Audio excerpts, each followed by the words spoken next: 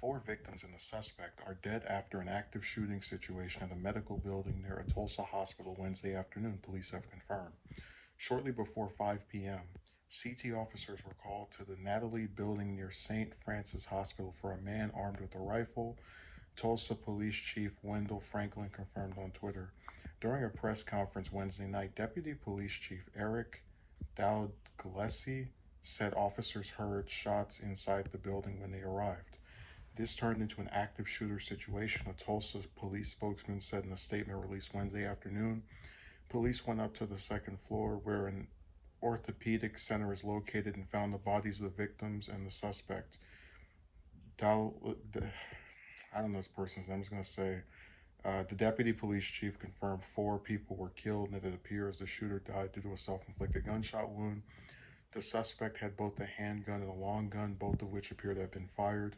While authorities have not yet identified the victims, St. Francis Health System released a statement Wednesday night saying it is grieving the loss of four members of our family. As a faith based organization, the only recourse we have at this moment is to pray while we navigate this tragedy. The statement reads, out of respect for the families, we are not commenting on releasing the names of those lost or injured at this time. Police Captain Richard Mullenberg also said multiple people were wounded and that the medical complex was a catastrophic scene.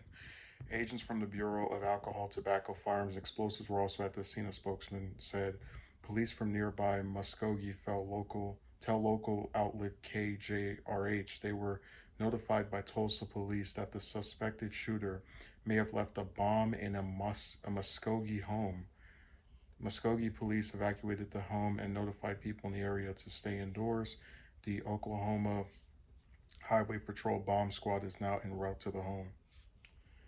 I didn't know that I don't know that I've truly understood how important our first responders can be in our everyday, Cliff Robertson, CEO of the St. Francis Health System, said during Wednesday's press briefing. Tulsa Mayor G.T. Bynum acknowledged the daily heroism and sacrifice of St. Francis medical personnel. That campus is sacred ground to our community. This is where heroes come to work to save the lives of people within our community, Byram said. Tulsa resident Nicholas O'Brien, whose mother was in a nearby building when the shooting occurred, told reporters that he rushed to the scene. They were rushing out. I don't know if some of them were injured or just have been injured during the shooting, but some of them couldn't walk very well. But they were just kind of wobbling and stumbling and getting them out of there, he said. So I'm not going to say too much here because I feel like an individual that is akin to beating a dead horse. Um, this is coming a little bit over a week after the one in Texas, which is that in and of itself is barely getting talked about now. And that one was only about 10 days or less than 2 weeks after the one in Buffalo, where you had the guy go and shoot those innocent people. So we're seeing them at a continue. And I mentioned before we get a mass shooting every day, but they don't usually get reported that often. This one's probably going to get talked about for I give it maybe 2, 3, 4 days, and then it'll all die down, and we'll go back to pretending that this isn't something that needs to be urgently addressed. And it's really sad too because all of these innocent people just keep getting blown to pieces, and um, these gunmen. It's the same song every time they go and they have multiple guns. That's usually the calling card of these enthusiasts. They kill several people, and then when it looks as if their rampage has reached its ultimate conclusion of death and destruction, they decide to take their own lives.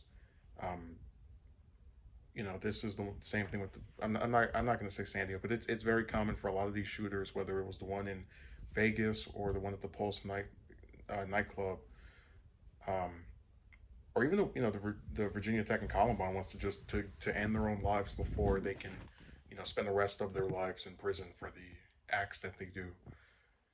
So other than pointing out some similarities between this and other ones, there's really not much to say here. It's sad that we're not even barely a week removed from the one in Texas, and already there's another one. There's probably going to be another one. I'd say, well, obviously there will be one tomorrow because there's one every day, but we'll probably get another major national headline one in probably at most a couple of weeks and that's that's stretching it, because we get one every day. So it's sad we're so desensitized to people, committing terrorism on their own grounds.